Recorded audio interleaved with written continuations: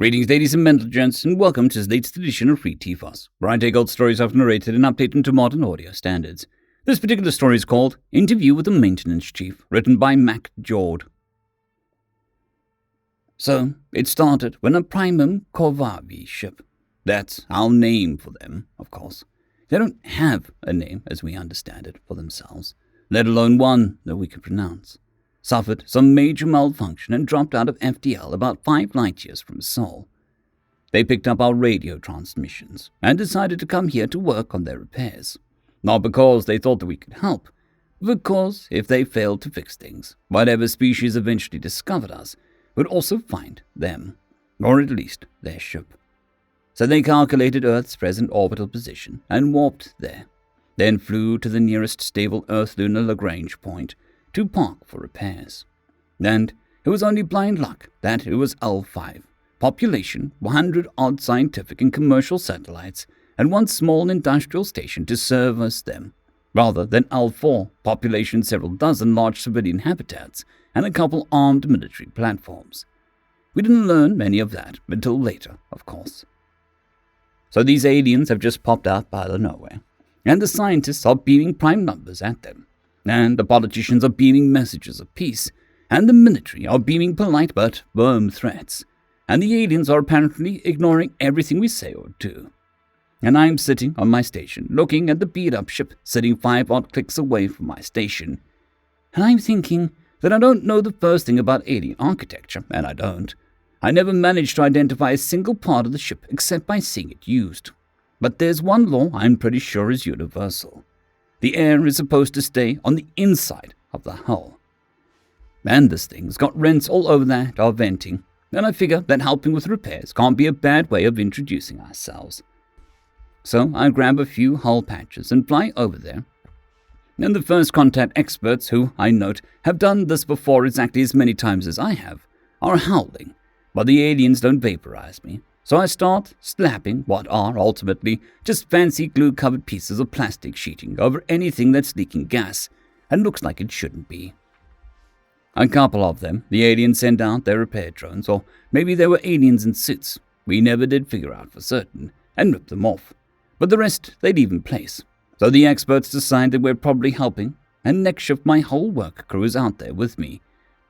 The ones they ripped off, we decided, were places where the lost gases were either waste in the first place or something that was supposed to be contained, and the aliens would rather lose it than have it build up inside the hull. Fuel vapor, maybe. In either case, we avoided touching any more places leaking those gas mixtures, and we didn't get any more patches ripped off. The next idea came from contact experts. We had samples of the gases they'd been losing, flying into an unknown fume cloud without checking that it's not made of something that'll melt your suit is a sort of mistake an engineer only makes on his last mission. And they figured the aliens might be short on them, so we loaded up pressure cylinders with those gases and left them next to the ship to see if they were interested. At first, nothing happened. Then somebody had the bright idea to send out another set of bottles, but only this time, we first gave the valve stems a good whack so they'd leak enough for the aliens to tell what was in each one. They were interested in about half the gases we offered, and anything they took we replaced.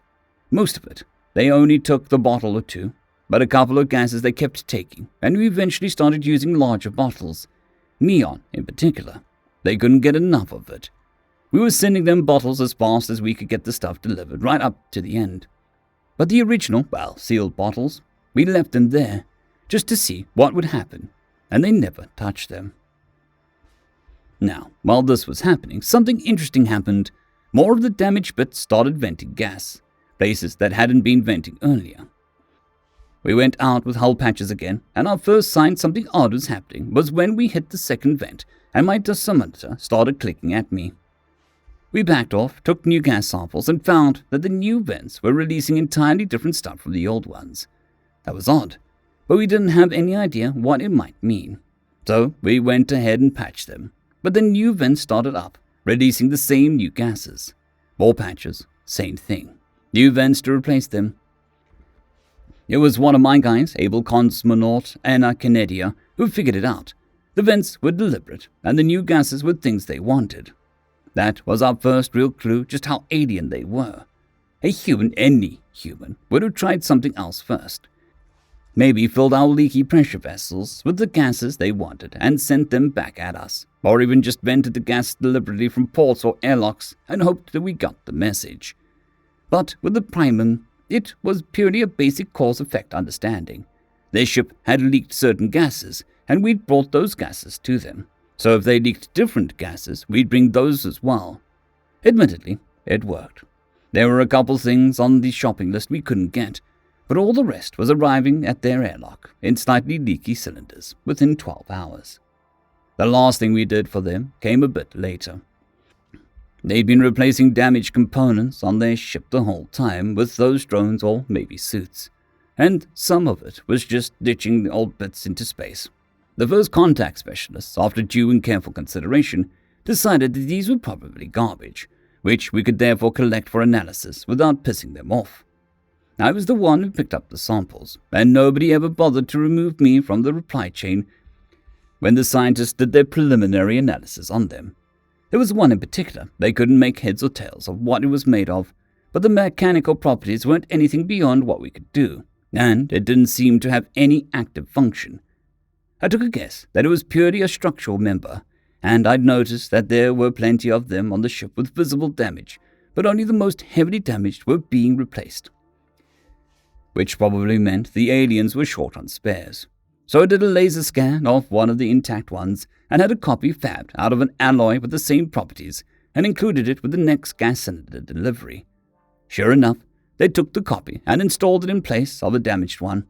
So we had a ground-side foundry stamp out the priority production run of the things, and they ended up replacing all the damaged ones, and even some that looked fine as far as we could tell. I ended up sending one of the intact-looking units to the foundry for quality control, and not bothering to ask for it back. They'd earned it. They'd started the production run as soon as I sent them the specs instead of waiting for the contract to work its way through the contact team's government-issued bureaucracy, which cut half a week off the delivery time. KUS ended up naming their first asteroid mine after me. Of course, we tried the same thing with a bunch of other components they dumped. But while they took in some of the prototype replicas, they never installed them. I guess we'd missed something vital to make them functional. And then, that was it. A couple days after we delivered the last replacement part, the ship just vanished. No warning, no light show, just gone. The unused gas cylinders and failed prototype replicas parts were sitting not 50 meters away from them, weren't even disturbed. Of course, you know the rest of the story. A year and a half later, the His ship pops out of FTL, but they stay at cautious and polite light second out. And when we beam prime numbers at them, they send pi and E back, and the scientists and politicians all get their first contact they were hoping for. Eventually, we get translation of abstract language sorted out, and they explained how the primum ship came to be here and what had happened after it left. See, it turns out new species are valuable, not for their resources, because there is no shortage of uninhabited space out there to get those from.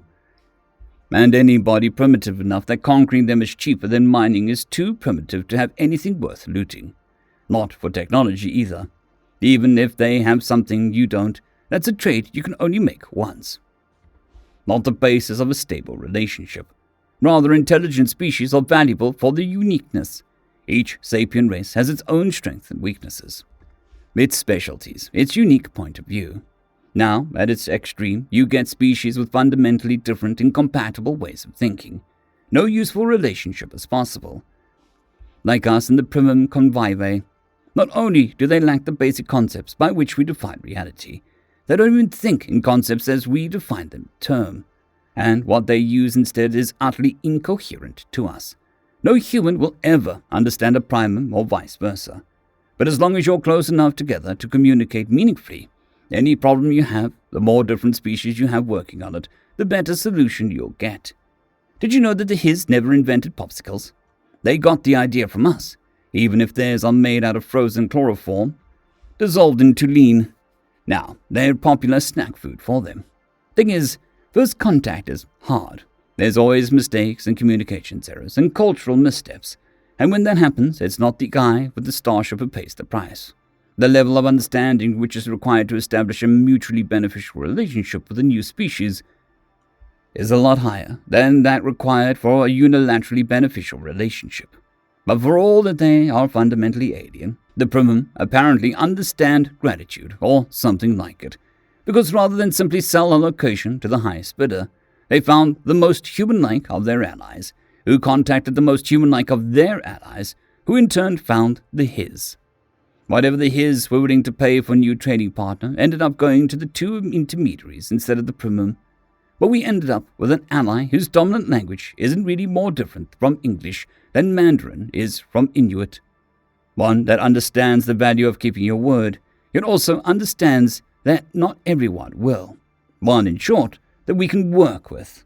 And that is why humanity is a bright new race on the galactic scene instead of a valuable new tool in somebody else's collection of client races. Interview with retired Master Maintenance Chief John Trudeau from Appendix A of First Contact, a retrospective. End of story. I would like to thank our T5 members and patrons, Casper Arnholtz, John Creighton, Vidmori, 050, Dragzoon WRE, and Elijah Silvercross. Thank you very much.